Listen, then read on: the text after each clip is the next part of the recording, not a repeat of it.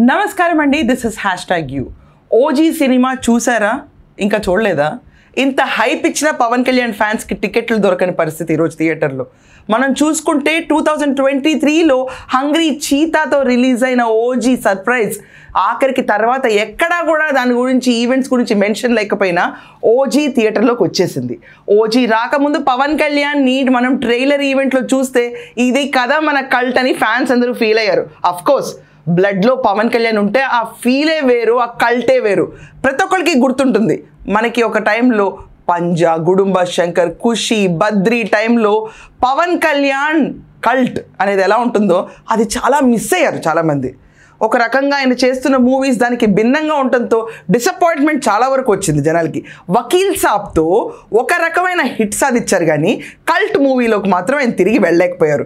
కానీ ఓజీ ఏదైతే వచ్చిందో మనన్నెవరు ఆపేదిరా అని చెప్పి ముందుకొచ్చి వర్షాన్ని కేర్ చేయకుండా ట్రైలర్ లాంచ్ చేసి పవన్ కళ్యాణ్ గారు గాగుల్స్ పెట్టుకుని ఒక యాటిట్యూడ్లో నడుచుకుంటూ వెళ్ళి, అది కాకుండా మ్యూజిక్లో ఒక జాపనీస్ టింట్ ఉండి ట్రైలర్లో చూస్తుంటే ప్రతి ఒక్కళ్ళు మెస్మరైజ్ అయ్యారు. కట్ చేస్తే ఓజీ రిలీజ్ అయిపోయింది. ఓజీ సినిమా కోసం ఫ్యాన్స్ కూడా గొడవ పడి కొట్టుకుని ఎక్కడ టికెట్లు దొరకలేని పరిస్థితి ఈరోజు. నెట్ఫ్లిక్స్లో చూస్తాం, అమెజాన్లో చూస్తాం, ఇంకేదైనా సోషల్ మీడియాలో చూస్తాం మేము అనుకుంటే కుదరదు. ఈ సినిమాని ఖచ్చితంగా థియేటర్కి వెళ్ళే చూడాలి. దీనికి ఫస్ట్ ప్లస్ చెప్పాల్సింది background music. Amazing background music. Hungry cheetah సంగీతంతో తమన్ ఇచ్చిన బ్యాక్గ్రౌండ్ మ్యూజిక్ సాంగ్స్ ఒక ఎత్తు అయితే బ్యాక్గ్రౌండ్ స్కోర్ ఏదైతే ఉందో amazing, out of the world. Pawan కళ్యాణ్కున్న షార్ప్ లుక్స్కి, ఆయనకున్న యాటిట్యూడ్కి అదొక డిఫరెంట్ కల్ట్ ఫ్యాన్స్కి, క్రేజ్కి థియేటర్లో అరుపులు తప్ప ఇంకేం వినపడలా. ఇది ఈరోజు థియేటర్స్లో పరిస్థితి. Yes, I witnessed it. ఒక రకంగా కనుల పండుగగా అనిపించింది. పవన్ కళ్యాణ్ ఫ్యాన్స్కి ఇంతకాలం వాళ్ళు ఒక ఆకలి మీద ఉండి మాకు ఇలాంటి మూవీ కావాలి, ఇలాంటి మూవీ కావాలంటే అలాంటి మూవీ ఆడే వచ్చారు. మళ్ళీ ఎలా అంటాడు, తిరిగి వస్తే అన్న లెవెల్లో మూవీ ఉంది ఈరోజు. అండ్ ఓపెనింగ్ సీన్లో మనం చూసుకుంటే కనుక power star Pawan Kalyan name formation అవనండి, అప్పుడు వచ్చే క్రేజ్ అవనండి, పక్కన పెడితే ఓపెనింగ్ షాట్లో ఆయన కళ్ళ మీద ఫోకస్ చేస్తారు. అండ్ ఈ సినిమాలో ప్రతి ఒక్కళ్ళం ఖచ్చితంగా గుర్తు తెచ్చుకోవాలి, పవన్ కళ్యాణ్ గారి చేతిలో కత్తున్నా లేకపోతే ఒక పిస్టల్ ఉన్నా ఒక వెపన్ ఇంకో వెపన్ని పట్టుకున్న ఫీల్లో ఉంటుంది. చాలా ఈజీతో హ్యాండిల్ చేసేస్తూ ఉంటాడు ఆయన. అది ఈ సినిమాలో ప్లస్ పాయింట్గా కనిపిస్తుంది ఖచ్చితంగా. ఈ రకంగా చూసుకుంటే Sujith fan boy of Pavan Kalyan, fans ఎలా చూడాలనుకుంటున్నారో పవన్ కళ్యాణ్ని ఆ రకంగానే చూపించాడు. దానివల్ల ఈ సినిమాకి చాలా ప్లస్ అయింది. ఫస్ట్ హాఫ్ ఒక మాదిరిగా నడుస్తూ ఉంటుంది, కొంచెం స్టోరీస్ లైట్గా డిస్కస్ చేస్తాను. సెకండ్ హాఫ్ మాత్రం కిల్లర్గా ఉంటుంది. స్క్రీన్ ప్లే విషయానికి వస్తే కొంచెం హైక్ ఉండి సడన్గా కిందకు పడిపోయినట్టు ఉంటుంది కానీ but rest of the thing ఈ సినిమాని పుల్ చేసింది single man show Pavan Kalyan. Pavan Kalyan తప్ప ఈ సినిమాలో మనకి ఇంకేం కనిపించో. ఆ background music, the way he handles his life and తిరిగి అజ్ఞాతంలోంచి బయటకు ఎలా వస్తాడు అని. కానీ ఈ సినిమాని కంపేర్ చేసుకుంటే పంజాతో ఈక్వల్గానే కనిపిస్తూ ఉంటుంది స్టోరీ లైన్. మనకి ఫస్ట్ కూర్చున్న వెంటనే స్టోరీని అసెస్ చేయగలుగుతూ ఉంటాం. ఫస్ట్ హాఫ్ అంతా ఎప్పుడైతే పవన్ కళ్యాణ్ అజ్ఞాతం నుంచి బయటకు వస్తారా అని ఎదురు చూస్తూ ఉంటాం ప్రతి ఒక్కళ్ళం. కానీ ఇంటర్వెల్ బ్యాంగ్ ఏదైతే ఉంటుందో అది నా భూతో నా భవిష్యత్, goose bump moment Pavan Kalyan fans అందరికీ. ఈ సినిమాలో మనం చూస్తే కనుక సుజిత్ ప్రతి ఒక్క షాట్ ఒక ఫ్యాన్గా క్యాప్చర్ చేశాడు.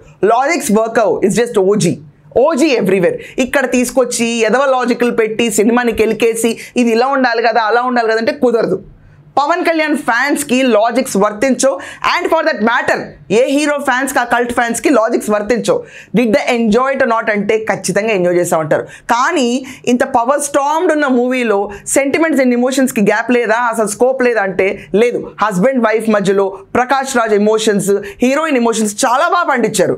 దీంతో పాటు యాడ్ అయిన music perfect level of elevation ఇచ్చేసింది ఈ సినిమాకి. ఫస్ట్ హాఫ్ డౌన్గా ఉన్న సెకండ్ హాఫ్ నుంచి ఇది పుంజుకున్న స్పీడ్ చూస్తే మాత్రం నా భూతో నా భవిష్యత్. స్టోరీలోకి చిన్న సినాప్సిస్ షేర్ చెప్పాలి. ఎక్కువ చెప్తే మనకి సస్పెన్స్ పోతుంది, కానీ సస్పెన్స్ పోయినా సినిమా రెగ్యులర్ స్టోరీ లైన్ లాగా ఉన్నా కానీ ఒక ఫ్యాన్ బాయ్ మూమెంట్ చూడాలనుకుని వెళ్తే ఆ ఫ్యాన్ బాయ్ మూమెంట్ని రీక్రియేట్ చేయగలిగేది సుజిత్ మాత్రమే అని ప్రూవ్ చేసుకున్నాడు. The old cult is repeated. 1980లో మనం చూసుకుంటే కనుక ఒకసారి సత్యదాదా, ప్రకాష్ రాజ్ ఎవరైతే ఉన్నారో ఆయన ఒక పోర్ట్ నడుపుతూ ఉంటారు. దాంట్లో ఒక RDX కంటైనర్ మిస్ అవుతుంది. ఆ సత్యదాదా వాళ్ళ ఫ్రెండ్ పార్ట్నర్ ఎవరైతే ఉంటారో వాళ్ళ కొడుకు ఇమ్రాన్ హాష్మి, ఆయన కొన్నాళ్ళ తర్వాత వచ్చి సత్యదాదా కొడుకుని చంపేస్తారు.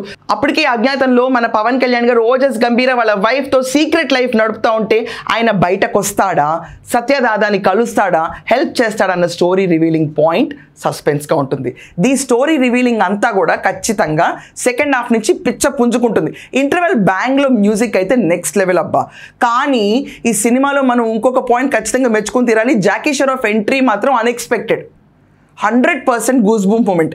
మనం చూసుకుంటే ఈరోజు ఓజీ రిలీజ్ అయిన దాని ప్రకారం Pawan Kalyan not only in political history మొత్తం 100% స్ట్రైక్ రేట్తో ఎలా అయితే క్రెడిట్ తెచ్చుకున్నారో హిస్ కమ్బ్యాక్ ఇన్ ఫిల్మ్స్ ఈరోజు చూసుకుంటే కనుక ఓజీతో ఆ కమ్బ్యాక్ ప్రూవ్ అయింది. ఫ్యాన్స్కి పిచ్చెక్కిచ్చే మూమెంట్ కమ్బ్యాక్ వచ్చింది. పండగల వల్ల సెలవుల వల్ల ఈ సినిమాని చూడటం కాదు, సెలవులు లేకపోయినా ఈ సినిమా కోసం సెలవు పెట్టి వెళ్తారు ఖచ్చితంగా, అంత క్రేజ్గా ఉంది. కానీ ఈ సినిమాలో స్క్రీన్ ప్లే బాగోలేదు, స్క్రీన్ ప్లే కొంచెం స్లోగా ఉంది అనుకునే కమెంట్స్ కూడా వినిపిస్తున్నాయి. అండ్ ఫస్ట్ హాఫ్ ఖచ్చితంగా స్టోరీ మనం చూడగానే ఎక్స్పెక్ట్ చేయగలుగుతాం ఇది నెక్స్ట్ రన్నింగ్ స్టోరీ అని. యాజ్ సెడ్ పంజాకి దగ్గరగానే ఉంది. కానీ one man show, Pavan Kalyan తీసుకొచ్చిన వన్ మ్యాన్ షో ఏదైతే ఉందో మొత్తం సినిమాని క్లీన్ వాష్ చేసి పడేశాడు. సెకండ్ క్రెడిట్ ఇవ్వాల్సింది సుజిత్కి ఈ మూవీలో, అమేజింగ్ ఫ్యాన్ బాయ్ డైరెక్టర్. ఇదంతా కాకుండా థర్డ్ క్రెడిట్ ఇవ్వాల్సింది మ్యూజిక్ డైరెక్టర్ తమన్కి. అండ్ అఫ్ కోర్స్ ఇంకా చెప్పాల్సిన అవసరం లేదు, ప్రకాష్ రాజ్ విలక్షణ నటుడు, చేస్తానే ఉంటారు వాళ్ళ రోల్స్ అందరూ. అండ్ ప్రతి ఒక్కళ్ళు ఈరోజు థియేటర్లో అరుస్తున్న కేకలు నాకు చూసిన పర్సనల్ ఎక్స్పీరియన్స్ ప్రకారం ఈ సినిమా ఖచ్చితంగా 4 to 4.25 ఇవ్వచ్చు అవుట్ ఆఫ్ 5.